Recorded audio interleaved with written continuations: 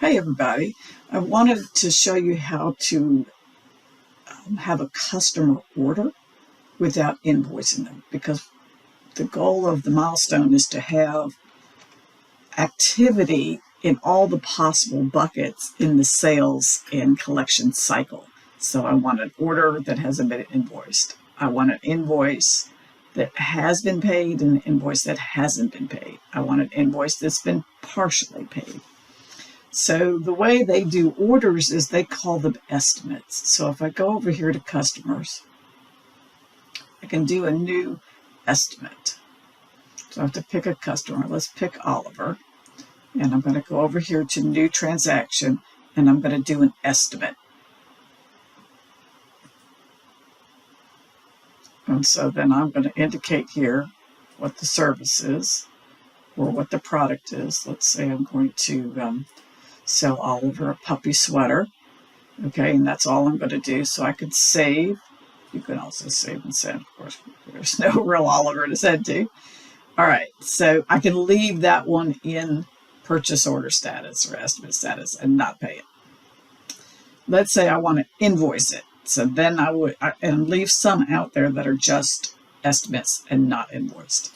And now let's create an invoice for Oliver. So I can invoice him for this sweater. So now I'm going to hit save. So now this one is an order that's been invoiced. Leave some just order or just estimate.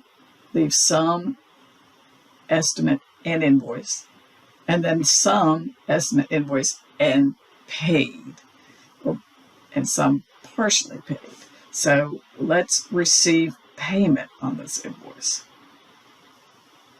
Okay, so here we've clicked here that we're going to get all of it. We can take that off and put a different amount in.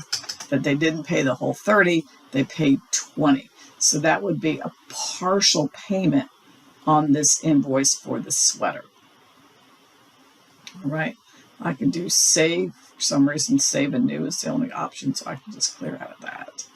I can also go in and pay a full invoice. So you would have some estimates that are left as estimates. You'd have some estimates that are invoiced, not paid, some that are invoiced, partially paid.